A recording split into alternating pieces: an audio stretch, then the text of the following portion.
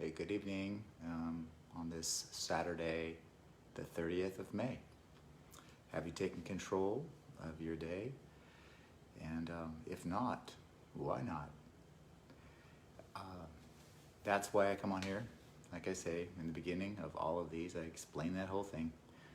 I come on here to my own personal Facebook, but also I like to broadcast this to the Mel Robbins 5-Second Rule group. And sometimes I do it to her Best Decade Ever and maybe other groups as well.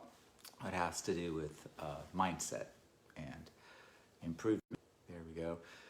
Internet connection.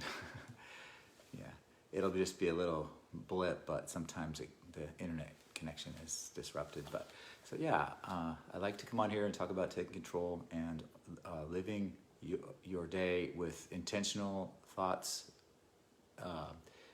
that have a specific purpose. And if they don't, it's just a matter of acknowledging the things you're grateful for in whatever way you can acknowledge them. But it's extremely important that you do that because it starts with mindset, and mindset means that what I mean by that is positive mindset, because by nature, our brains work in such a way when we're sleeping, they change states. It changes states, and it's a lot of chatter going on. It's relatively random, and there's all the different phases, the alpha, theta, beta, all of those states. And I am not an expert in any of that. All I know is that I've had challenges, wanted to have more, be more, and do more, and having to do with love, success, prosperity, all of that, all that's good.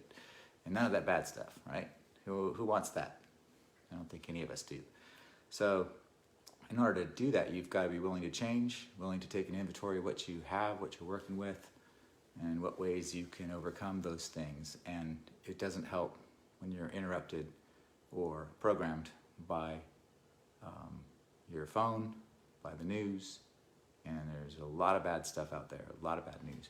But it's not quite that simple either. You can apply all these things and you're still gonna have challenges. Life still gets in the way. It's sort of like cleaning out a drain or something, you know, and at first you can see that it's gonna be clean, but before it's clean, it's more dirty. It's like cleaning out your closet. You gotta, pull out all the crap before you can get it completely clean. And that's kind of what happens too if you wanna make changes. You start noticing things will surface, and you always have to work on it, always have to be conscious of it. And it's interesting too, because the more that I come on here, there's other people that reach out to me personally, and I love it. It's great. And I'm no different than you, but it's really great to connect with people and to, in a way, sort of compare notes, but also inspire each other to stay on the positive. It's a lot easier, it seems, to evaluate other people than it is to realize you need that yourself until it happens, So we lose control. We are going to lose control. And the whole thing is you just got to get back on track to where you want to be. Start watching besides the different inspirational leaders that I subscribe to and read a lot of. I will look for things on Netflix or whatever, like we're watching one called, what's it called? What's it called? Mind Explained. The Mind Explained. Yeah, it was talking a lot about thoughts and memories, and it's a really good series, but it breaks it down pretty well too. We tend to change our memories, believe it or not, over time because of things that happen, pictures we might have seen, and it's fascinating. But also too, we will revert back to those bad ways that we didn't like, that we tried to overcome by taking control. And just because we did it once doesn't mean we have to stop. We have to practice all the time, and that's love and compassion and temperament. I get really scattered and it makes me frustrated. So eventually I don't even realize that I'm doing it, but I'll blow, and I'll just blow in a different way that is unexpected. And then you can't really take that back. So you have to figure out ways to recognize it before it comes. And as you can see, there's a lot of anger and hate and things like that in the world that affect a lot of people. And maybe if you just made that one little split decision not to take a certain action, or not to call a certain name, or not to do something that was negative, just imagine how much better we'd be if we could all do that. You know, really, there's so much power in just thinking good thoughts and just really making a choice to change the mind. It doesn't seem that simple, and or wait, is it? It's simple. It's just not easy. Yeah. And it's not until afterwards when you look back that you really see that.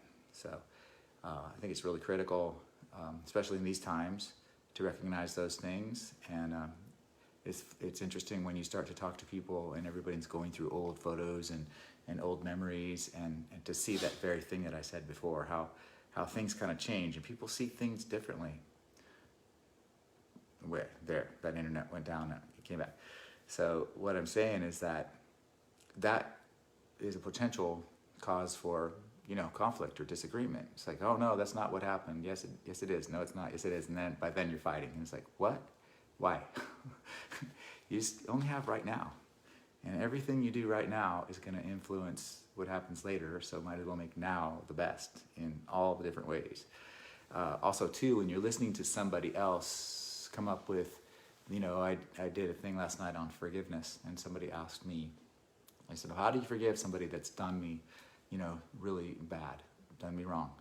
And I was like, well, it's not like you have to condone their behavior. You don't. And it's not even that you have to necessarily forgive them. It's that you have to forgive yourself.